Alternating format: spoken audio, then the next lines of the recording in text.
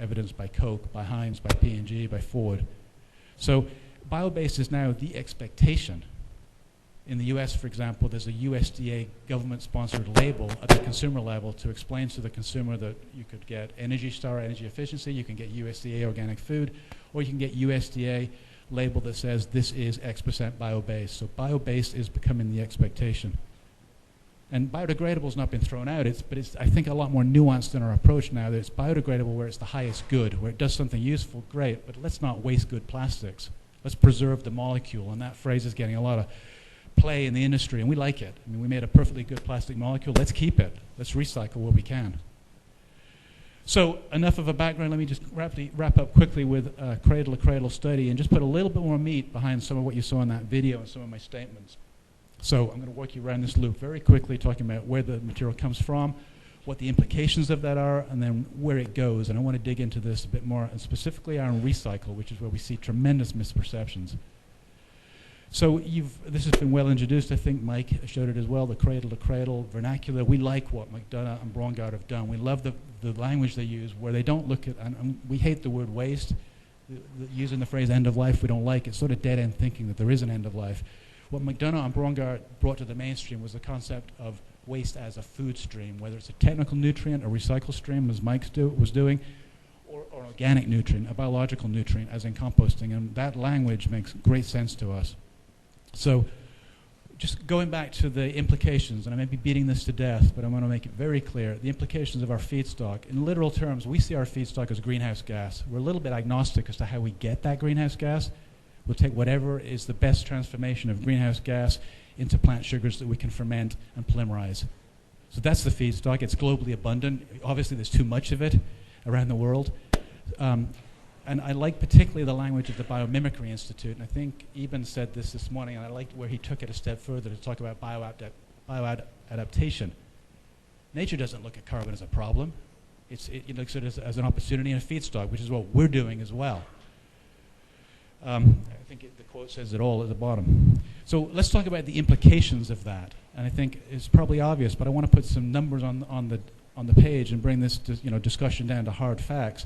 Here we stacked up, I don't know if you can read it from the back, but in simple terms, the carbon footprint of all the common plastics, the kilos of CO2 that are emitted just in making them at the factory gate, not before they're turned into consumer products, and regardless of where they go at the end of the life, just making a kilo of plastic for the nylons, wonderful materials, carpets, engineering plastics, 7 to 10x their own weight in CO2 emitted. The polyesters, the polystyrene's much better, but they're still 3x. The polyolefins, inherently even better, even when they're fossil-based. Ingeo, far and away better, not greenhouse gas neutral by any means today, not yet. We're improving it. We're sort of in the crawl, walk, run continuum. We're probably beginning to stand up and walk. I haven't put on here the Braschem number, but I think it's even better because it's bio-based. So this is the impact of basically sequestering our organic atmospheric carbon, which I think Romani did a nice job of going through, albeit at a pretty detailed level. Now let me just wrap up by closing the loop here, getting to, okay, cradle-to-cradle options. What does it mean? And what we like to do is put a full stop, if you will, a hard line around landfill. We don't want stuff going there. So we look at 5 options with what we can do with anything made out of Ingeo. And I've just sort of penciled in here incumbent plastics, what you can do with them. Typically, you can mechanically recycle a limited number of them that are in some applications. You can energy recover, which is very strong pros and cons around the world. You heard some of those from Gaia this morning. With Ingeo, we can match those schemes plus 3 more. We can fit into AD schemes. We can compost, which you've heard a lot about today, and I want to shift the focus up and elevate it beyond compost. I don't want to be, well, I do want to be provocative, actually. We're not that interested in compost in most of our markets. If you look at that lookbook going around, I think you'd question why the heck would you compost any of those products except for the food service ware. So what I'm going to drill into now, just a quick word on compost, and then I'm done with that piece. But here's a good example where we think compost does make sense. This is from one of our industry colleagues in Germany, actually, where the product has 2 lives and then a 3rd life as a compost enabler. The shopping bag is used to carry goods home. Then it's used as a trash can liner to collect organics. And then, rather than going to landfill or incineration, that bag and its contents are composted, used, as you Alexa illustrated nicely, used to grow more materials. That makes sense to us. But But generally, compost in an abstraction makes no sense to us. There's no energy recovery, no carbon sequestration, no reuse. And so you'll find us arguing against compost many times because the composter is the first to tell the industry, we're not here to handle your trash, we're here to handle organics. And so we completely agree with that. We see our compostable plastics, the grades that are compostable, simply as an enabler to get either more food waste out of landfill to the composter. For composters interested in taking more food waste to change the quality of their compost that they sell, we can help with compostable food serviceware. If they want to take lawn and leaf waste and not have it in a petro bag, we can help them with a compostable bag. Other than those applications, most of the markets and products you'll see in that lookbook, composting is irrelevant. And frustrating to us that because it's such a wonderful idea that products simply disappear, often there's a rush to market a product that's compostable when it's pretty irrelevant, frankly. So let's talk about those recycle options. Mechanical recycle is an option. We're working pretty hard. What we bring to the table is a new option. I call it feedstock recovery, or the technology folks would probably call it chemical recycle. And let me tell you what I mean by that. Ingeo is a biopolymer. Ingeo is really a platform for performance renewability. Predominantly our grades today are what you've heard about. First and second generation PLAs. We're beginning to add new building blocks. Succinic acid is a new building block we're beginning to use in the Ingeo platform. But for a PLA grade, it's made from lactic acid. That's what you get in your body after a good workout. It's the muscle burn. We've industrialized the production of that lactic acid, and we turn lactic acid into something called polylactide. Very simple reaction. We can reverse it. We do this day in and day out with our own industrial waste. We turn it back into the green building block, the lactic acid, and we make virgin plastics. This isn't hypothetical.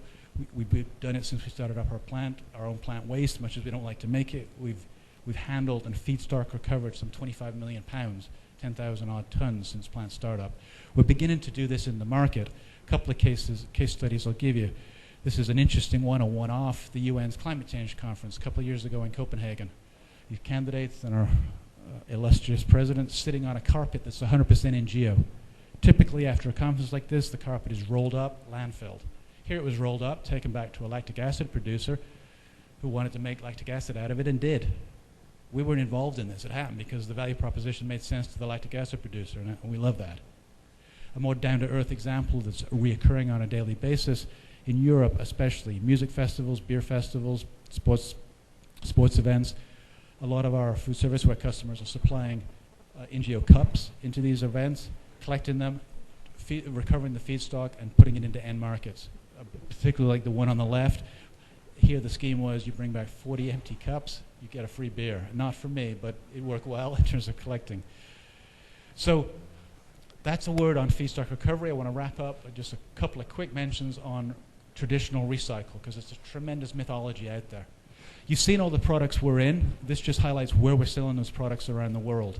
I think it should be pretty patently obvious from the range of products and the range of geographies that we have to be cognizant and aware of all the cradle-to-cradle opportunities across the world. In Germany, incineration is a big play. So there is no one right answer, and often folks, I was cornered last week at a conference and somebody tried to insist, what are you? Are you compostable? Are you recyclable? And I said, I hate to say it depends, but it does. It depends on the geography and application and the local practice. So here's our approach to mechanical recycling. In a word, we've developed our Ingeo grades by putting them into consumer products where very little recycle unfortunately is occurring today. Targeting products where there's not much going on yet. And so we want to, and I think it was Richard back there that used the phrase achieving scale, how you do that. And for us, it's critical to achieve a scale out there where we don't contaminate existing streams. And so what does that mean in a nutshell? I throw this in, and you made the point, you showed something that went off the market 6 years ago, the Biota water bottle. We're very interested and worked closely with Coca-Cola back through 2006 on Ingeo in bottles. Mutually came to the conclusion it didn't make a lot of sense. You can see where Coke went. Since 2006, we have severely restricted the sales of our bottle-grade resin into bottles. We don't have any new bottle customers because we understand and are sympathetic to the view that that's the one thing that is sort of being recycled around the world. We don't want to screw that up. So you won't really see hardly any Ingeo in a PET bottle application. To Conrad's point, that's the discussion we were having this morning, that has been harmonized. Hard to argue with that logic. So what we're doing, while we're working the bullets on the left, developing scale safely in things that really aren't being recycled today, and in North America that means rigids, We've got clear polystyrene rigids, clear polypropylene rigids, clear Ingeo rigids, clear PET rigids, most of them being landfilled or shipped to China. We want to be the first to be plucked out of there. And to that point, I'll just wrap up by saying we're doing the three things on the right, where we're developing end markets. So rather than trying to explain to the MRF, the recycler, why they should do something, we want them to want, and the MRF is the first to say, if there's a value, I will sort it. So we're developing end-use applications. We're doing it today based on post-industrial PLA.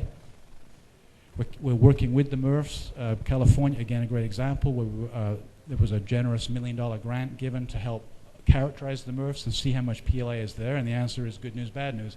Very little, none in bottles. So not much of a contaminant. That's good news. Bad news is not yet at a critical mass to recycle. But that's the kind of work we're doing in the recycling space. And I really emphasize this because there's such a relentless focus on composting, which we think fits well in some markets for us, but irrelevant in others. So I've probably gone over my time. I've hit those 3 points. Let me pass it on to Tom here, and hope we can have some questions.